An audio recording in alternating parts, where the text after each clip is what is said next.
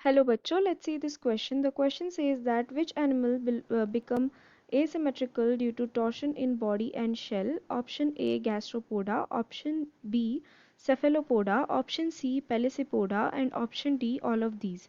तो इस क्वेश्चन में हमसे पूछा है कि कौन से एनिमल्स ऐसे होते हैं जो एसिमेट्रिकल हो जाते हैं बिकॉज ऑफ टॉर्शन या फिर हम कह सकते हैं turning in their body and shell.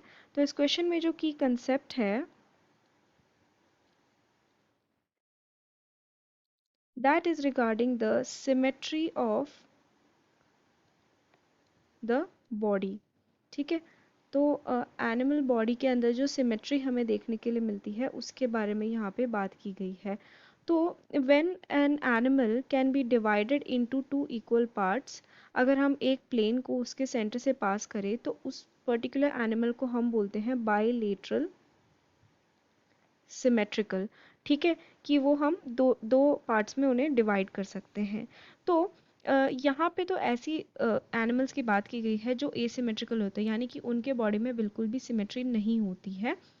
तो कुछ ऐसे एग्जाम्पल्स हैं एनिमल्स के, जैसे कि snails, then sea butterflies and sea hares जो रहते हैं. वो कैसे रहते हैं? These all first of all they belong to a group that is known as gastropoda. ठीक है. एंड ये जो है ये लाइक एक क्लास है that is contained in Mollusca. Molluscans के अंदर इट इज़ कंटेन. ठीक है. तो ये सारे के सारे हमें सी में मिलते हैं and also fresh water and land में भी हमें देखने के लिए मिलते हैं. तो ये पहले तो जब ये एडल्ट फॉर्म में नहीं होते हैं तो ये पहले बायलेटरली सिमेट्रिकल ही हमें देखने के लिए मिलते हैं, लेकिन इनके बॉडी में हो जाती है, दे अंडरगो टॉर्शन, यानी कि टॉर्शन या फिर हम कह सकते हैं turning, they undergo that in the larval stage. Larval stage के टाइम पे they undergo torsion and as a result of this क्या होता है कि जो बॉडी होती है वो अनइवनली उनके unevenly we can say divide हो जाती है एंड एज अ रिजल्ट वो अनइक्वल हो जाते हैं या फिर हम कह सकते हैं एसिमेट्रिकल हो जाते हैं. ठीक है. हम कह सकते हैं कि जो करेक्ट आंसर होगा वो हो जाएगा ऑप्शन ए. अगर हम दूसरे आंसर्स ऑप्शंस देखें तो सबसे बी में ऑप्शन क्या दिया है? सेफेलोपोडा. तो Cephalopoda again it is a member of the molluscan class और इसके अंदर हमें स्क्विड, ऑक्टोपस वगैरह देखने के लिए मिलते हैं. स्क्विड हो गया, ऑक्टोपस.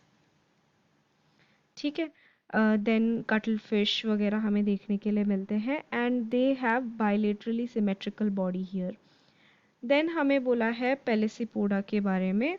तो अगेन ये मोलस्किन क्लास में ही हमें देखने के लिए मिलते हैं एंड इसमें हमें लेटरली कंप्रेस्ड बॉडी वाले ऑर्गेनिजम्स देखने के लिए मिलते हैं. लेटरली कंप्रेस्ड यानी कि वो कैसे रहते हैं? साइड साइड से वो ऐसे चपटे से रहते हैं.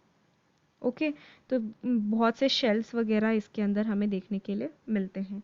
So we can say that the correct answer for this question will be option A. I hope you have understood it well. Best of luck.